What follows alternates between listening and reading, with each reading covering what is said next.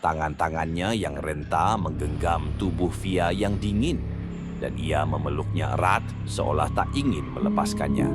Namun, yang ia peluk hanya tubuh yang telah tak bernyawa, tubuh yang kini hanyalah sebuah kenangan yang tersisa. Maafkan nenek, Via, maafkan nenek. Tangisnya semakin keras, menjeritkan rasa kehilangan yang tak tertahankan. Karena desa tersebut terletak dekat dengan hutan, warga sepakat untuk menguburkan Via di tanah yang tak jauh dari rumah neneknya, di desa yang menjadi saksi hidup mereka selama ini. Pemakaman dilakukan dengan cepat, meskipun cuaca semakin mendung, seolah-olah langit pun ikut berduka.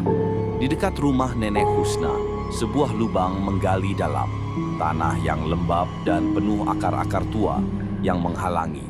Suasana terasa berat, seakan tanah itu sendiri menolak menerima tubuh Via yang telah tiada.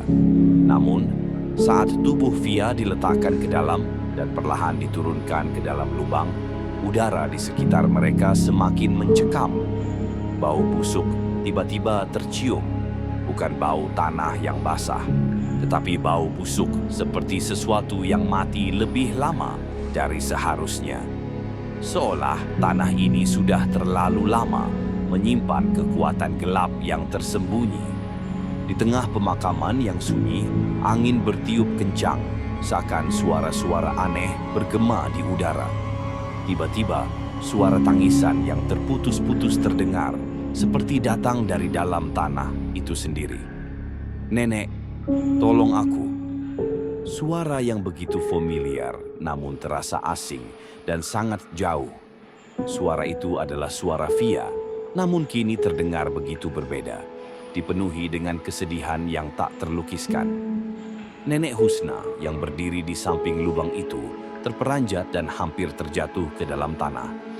"Via, Via," panggilnya dengan suara terbata. Ia mencoba untuk mendekati tanah yang baru saja mereka timbul. Tubuhnya gemetar, namun sesuatu menghalangi, seakan ada sesuatu yang menariknya kembali, menahan langkahnya. "Jangan, jangan dekati tanah itu," suara seorang warga yang terdengar cemas. Semua orang terdiam, takut sesuatu yang lebih buruk akan terjadi. Namun suara tangisan itu semakin keras, semakin nyata, semakin menggema, hingga seakan seluruh desa dipenuhi dengan suara itu. "Nenek, tolong aku." Suara itu berubah menjadi tawa yang mengerikan, penuh dengan kebencian yang datang dari kedalaman tanah. Warga desa mulai mundur, wajah mereka penuh ketakutan. Mereka tidak tahu apakah itu benar suara Via atau sesuatu yang jauh lebih jahat, tetapi sesuatu yang terasa sangat buruk mulai tercium, seperti ancaman yang tak terhindarkan. Tiba-tiba, peti yang baru saja diturunkan itu mulai bergerak dengan sendirinya, seakan ada kekuatan yang menggerakkannya dari dalam. Tanah yang baru saja menutupi tubuh Via tampak seperti bergerak, berombak, seakan kehidupan baru sedang bangkit dari dalam. Nenek Husna terperanjat, tubuhnya menggigil saat ia merasakan kehadiran yang tak kasat mata, tetapi sangat kuat, mengelilinginya. Ketika tanah benar-benar menutupi peti dan suasana kembali sunyi, suara itu akhirnya menghilang. Namun, ada sesuatu yang mengganjal.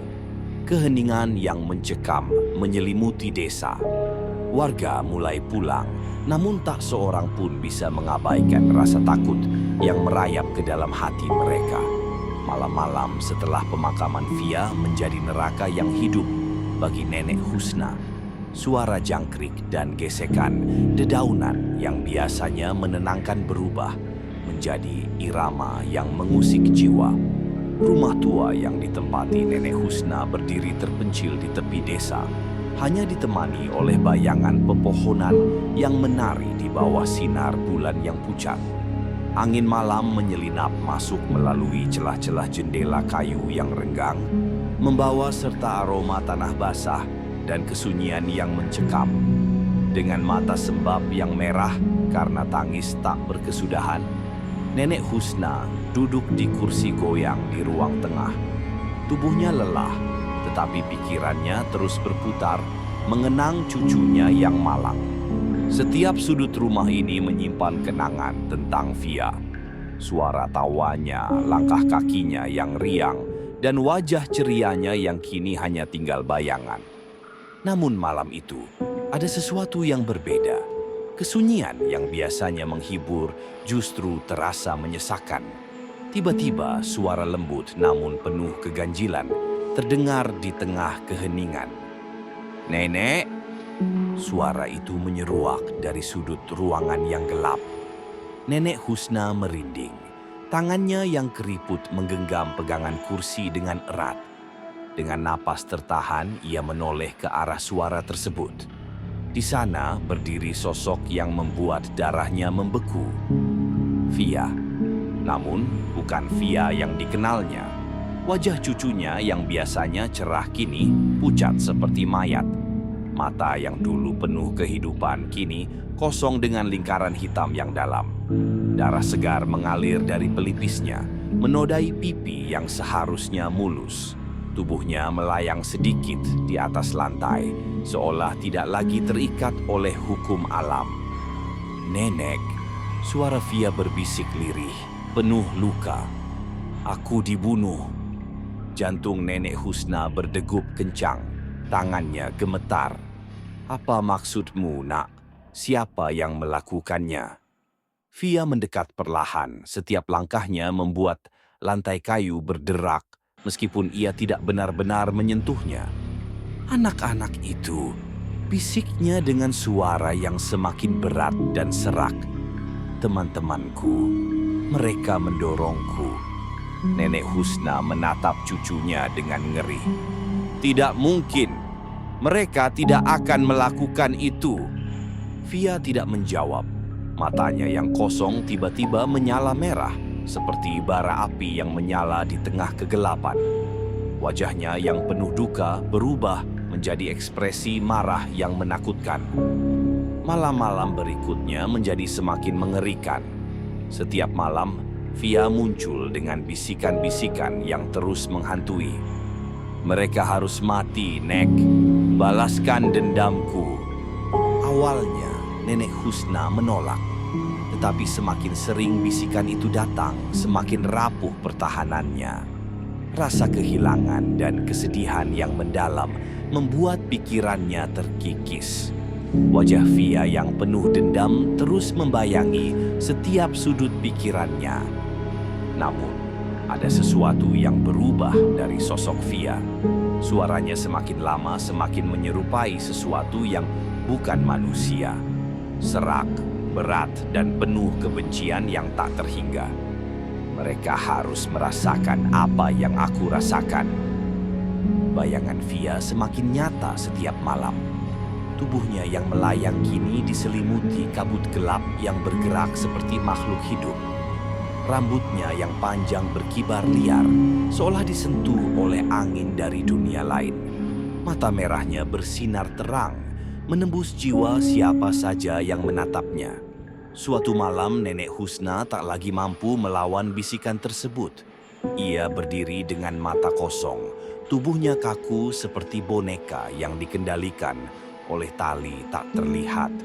Bisikan yang berasal dari sosok yang ia kira adalah Via kini menguasai pikirannya sepenuhnya.